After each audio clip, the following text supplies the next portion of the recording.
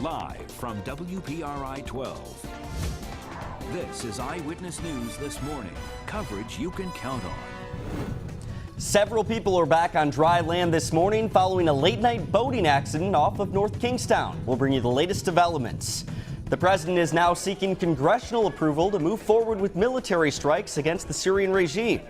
And a diner owner is serving up an apology after he told a veteran and his service dog to leave his restaurant.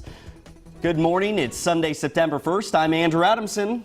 And I'm Pete Mangione. Some claps of thunder waking people up overnight. I definitely heard that. I couldn't sleep, actually. It was a problem. Yeah, and then woke me up and let me know that there were some thunderstorms, and I had to get...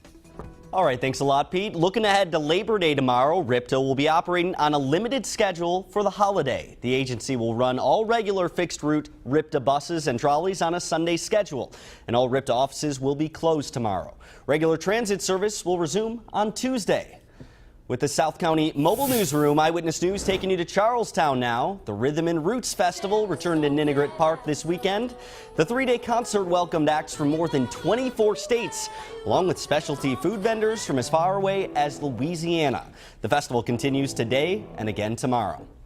Time is now 6:11. Still to come on Eyewitness News, our TV Mater D is visiting a new clam shack owned by a family that's been working with quality seafood for more than 30 years.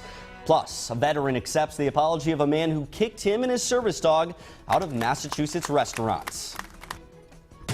Welcome back. This morning, our TV Mater D visits a new Warwick clam shack that he says has really hit the jackpot with local residents. Here's Joe Zito with this week's Quick Bites. Now covering New England, a crowd of war veterans were in Oxford, Massachusetts yesterday to witness an apology. About 300 people were there as diner owner Russell Ireland said he was sorry for kicking Air Force veteran James Glazer and his service dog out of his restaurant last week. Glazer went through 2 tours of Iraq and now suffers from post-traumatic stress disorder. Under the Americans with Disabilities Act, he's allowed to have his dog with him at virtually all times. I now realize how important the love of the animals are to post-traumatic stress, to anybody who needs the assistance. I stand here in front of you embarrassed, ashamed, and I just ask for some forgiveness, that's all. Organizers say they want people to know how important service dogs are to vets with PTSD. Residents in western Massachusetts will continue to clean up today after a slow-moving storm system caused considerable damage. People across Franklin County began the extensive cleanup last night. Between 4 and 5 inches of rain reportedly fell during the severe storm. Time is now 6:21. Still to come on Eyewitness News, a swimmer makes one last shot at a record attempt by trying to cross from Cuba to the United States without any help. Plus, a Supreme Court justice makes history for one gay couple, and this time it wasn't because of a decision from the court. The details after the break. You're watching Eyewitness News on WPRI 12. It's coverage you can count on.